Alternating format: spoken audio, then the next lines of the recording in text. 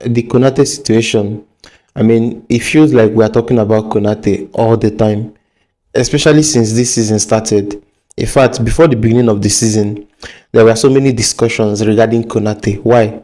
Because of his decision not to renew his contract, at least for the very moment.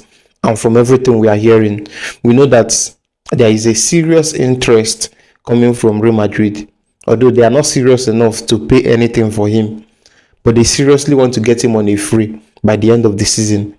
And Liverpool have made several attempts, at least 3 times, to have him renew his contract. And from all those attempts, it is quite obvious that Ibu has already made up his mind on his decision to depart from Liverpool. So going into this season, we all had it at the back of our mind that we may be losing him on a free, which doesn't hurt on its own. It really doesn't hurt that much to lose him on a free. But when we just lost strength to them in the previous window on a free, with all the drama surrounding it, losing Ibu again to them just within a year interval, that's actually what makes it hot. So we understand that we are getting into the season knowing fully well that this is going to happen recurrently.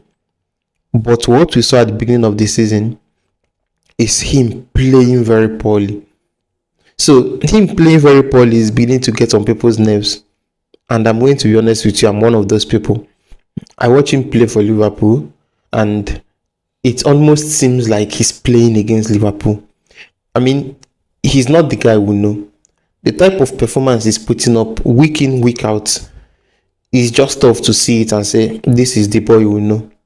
The performance has been very poor, like it has been below average a couple of times. And despite the fact that we understand that, okay, this guy up there has been struggling, we can't even afford to not have him in games, because the next in line is actually Leone. I'm not even mentioning Gomez.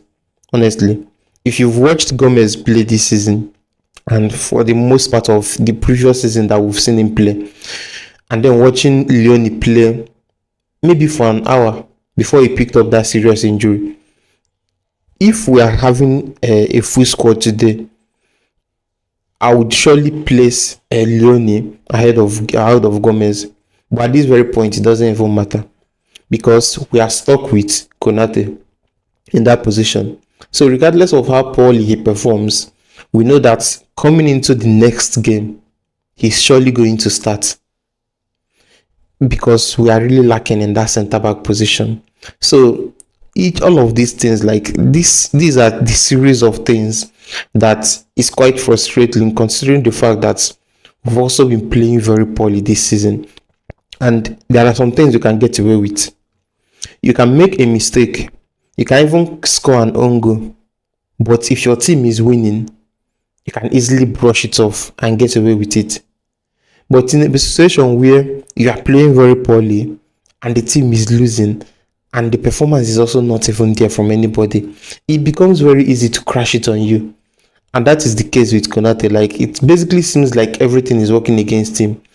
And let's not even talk about the fact that he's injury prone. So at this very moment, we can even complain because we know that he's coming into the pitch to play. But what happens when he picks up injury? So it's a very big concern. And based on how things are, with the number of centre-back options we have, I'm not even sure there is interest in letting him go in January. So we may just have him run down the rest of the contract. But I'm really hoping, and I'm sure that all Liverpool fans are hoping, that by January, we'll go into the market and buy at least two centre-backs. Yeah, we wouldn't have needed to, but we know what happened to Leone. The injury is a very serious one. So even if we successfully get McGuay as a centre-back option, we may still need one other centre-back in that January. So from all indication, we are still stuck with Konate until that January. And hopefully, by January, it would be a repeat of what happened when we signed Virgil. Remember when we signed Virgil? On the 1st of January, immediately the transfer window opened, he was there. Like, we made the announcement immediately. And the next game we played, he got into the lineup immediately against in the Merseyside derby against Everton, scored the winning goal, and that was the beginning of an interesting story that have lasted for several years. So I'm also hoping that by January would make serious moves and buy a player that would be able to get into the starting lineup, especially in that centre back position. So whatever happens, no matter how poorly Konate plays when he comes back, if he's on the pitch, no matter how poorly he plays, if you remove him and bring on Gomez, you may even see something worse. And that is why on several situations this season, you've seen an slot pushing Gravenberch to the centre back position to play alongside Van Dijk when Konate is not on the pitch. It shouldn't be so, because we need that Graves brilliance in the middle.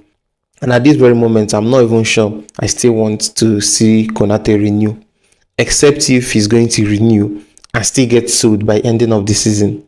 He already cost us a lot this season alone. Like this season alone, he already cost us a lot. So whatever happens with him, as far as he's a Liverpool player, yeah, he will be getting objective support. If you play well, you get your thumbs up. If you play very poorly, you get crashed on. I mean, that's the way we do it.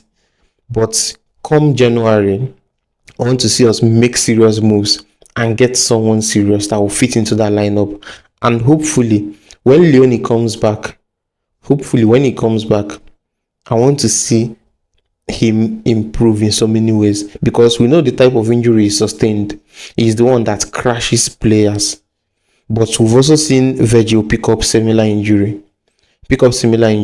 He came back and still putting up the same performance. So in the case of Leone, he's still very young. He still have several years with him, and it's just so sad that he got that injury after his very first game. In fact, he couldn't even finish that first game for Liverpool. But what we saw in that day are signs of brilliance, and we saw that, okay, this guy, yeah, there is something good lined up for him. So that's it on this particular one. The centre back position is going to be a topic for discussion. Even if we win games, you may end up winning games and you still see issues in that defensive position as a whole. But let's just keep winning until January, where hopefully something serious will be done to improve that side of the squad.